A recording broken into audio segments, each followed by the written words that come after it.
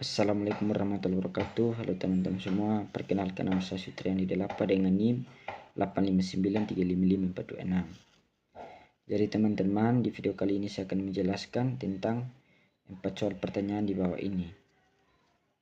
Yang pertama adalah bagaimana filsafat ilmu menguasai dan memperkuat eksistensi.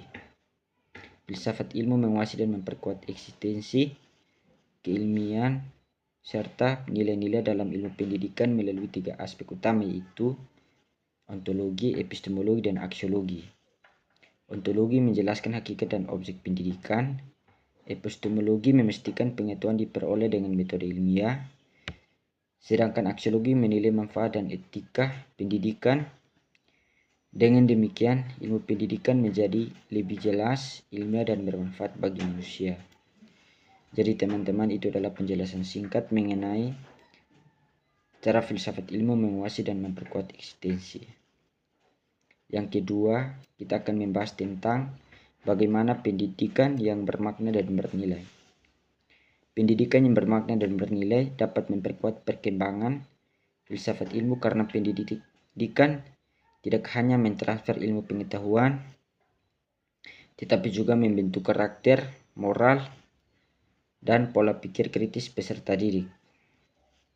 Dari praktek pendidikan yang terus berkembang, lahir pemikiran-pemikiran baru yang memperkaya kajian filsafat ilmu, terutama tentang tujuan, metode, dan nilai pendidikan dalam kehidupan masyarakat. Jadi teman-teman, itulah penjelasan singkat dari pendidikan yang bermakna dan bernilai. Teman-teman, kajian ketiga, kita akan membahas tentang mengapa filsafat ilmu dapat disebut sebagai pisau analisis. Filsafat ilmu disebut sebagai pisau analisis karena digunakan untuk membedah dan memahami persoalan pendidikan secara mendalam melalui 3 pendekatan, yaitu yang pertama, ontologi, yang mengkaji apa hakikat pendidikan dan peserta didik. Yang kedua, epistemologi, yang mengkaji bagaimana proses memperoleh pengetahuan dan metode pembelajaran yang benar.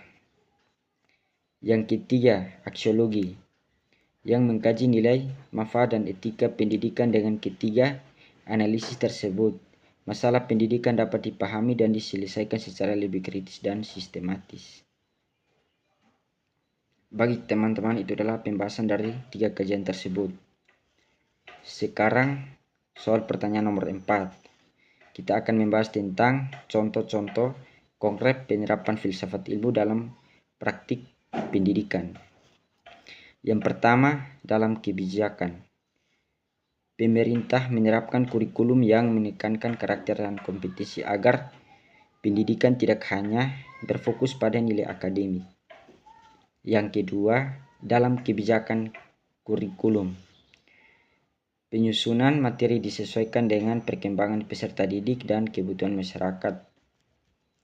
Yang ketiga atau yang terakhir, dalam proses pembelajaran guru menggunakan metode diskusi dan pemecahan masalah agar siswa berpikir kritis, kreatif, dan aktif dalam belajar.